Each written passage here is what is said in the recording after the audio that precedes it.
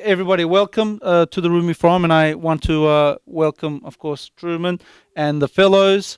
We're here together both to share in a Ramadan meal, which is something that's significant for Muslims and Turkish Americans, but as well to have a bit of conversation about Turkey. And we'll start by hopefully introducing Dr. Fevzi Bilgin from the Rethink Institute. He's an executive director. He can give us a briefing. We'll do general introductions maybe after we grab our food. So this will be an unorthodox way, but this is hopefully the best way and most efficient way. And maybe Dr. Bilgin can start with a briefing on Turkey currently, just to get the ball rolling, and then we can continue with discussions after our meal.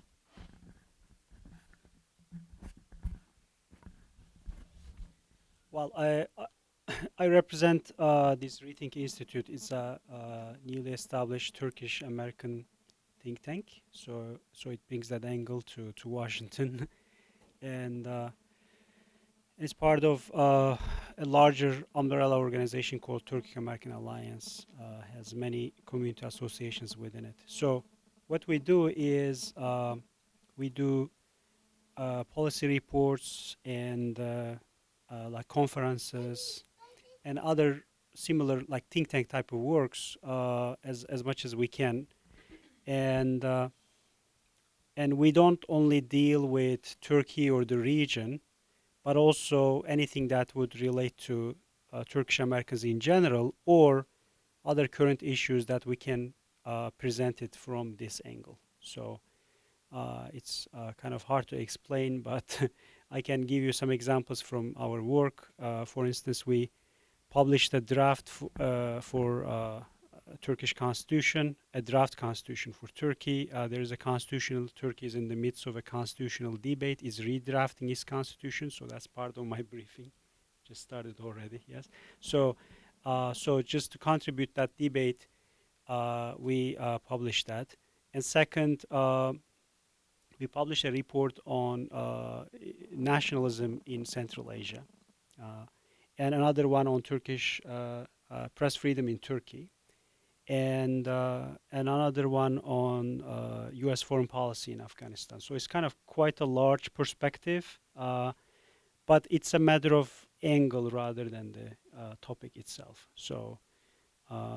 And then we have organized a major conference on Syrian with the Syrian opposition members, and so we gave them the opportunity to introduce themselves to the American public, because they look very fragmented and it's not clear who's doing what in Syria. I think as even now, and we were able to bring some opposition members, and to one of them we connected via Skype, and that was covered in the media very well.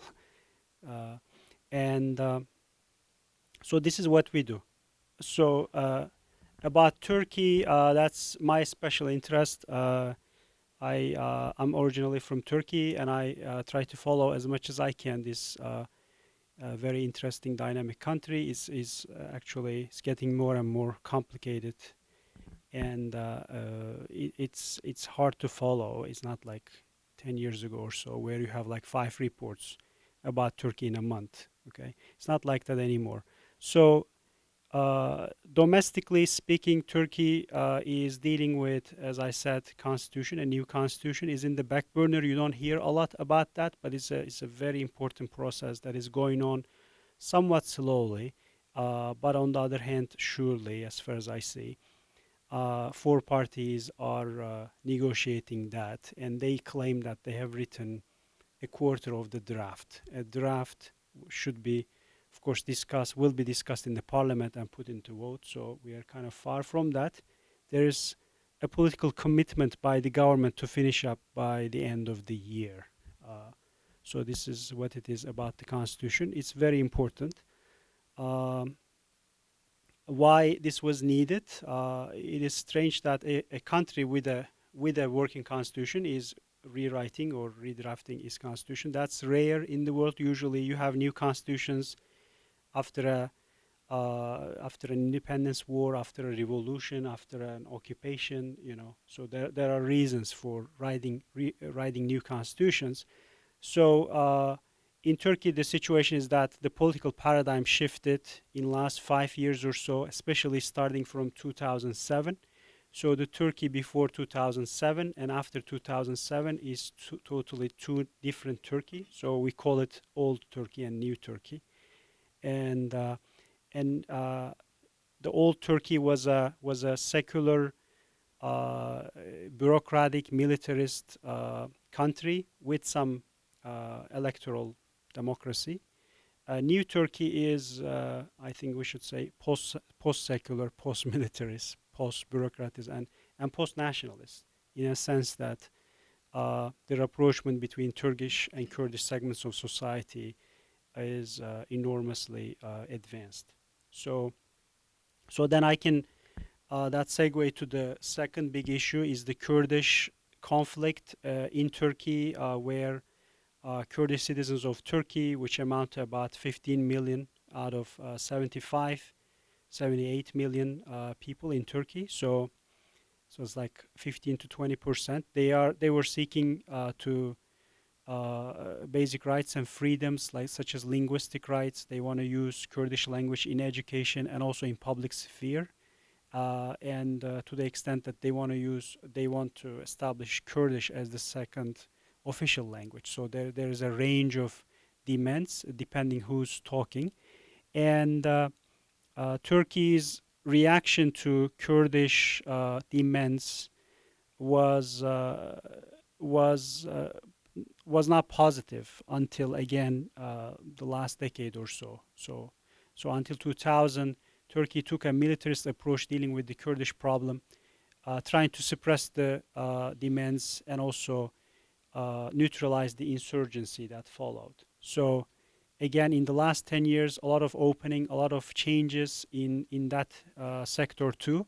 So now there are Kurdish private schools. There's a government channel broadcasting in Kurdish. It's not very popular though, but it's that they do their best. So and and a lot of changes, especially in laws regarding associations and so on, that are built in the Kurdish region. But nonetheless, people are not satisfied by these yet. At the same time, there is an ongoing terrorism or like armed conflict related to the Kurdish question. So sometimes it's difficult to differentiate the two, but the armed conflict with PKK and the Kurdish question are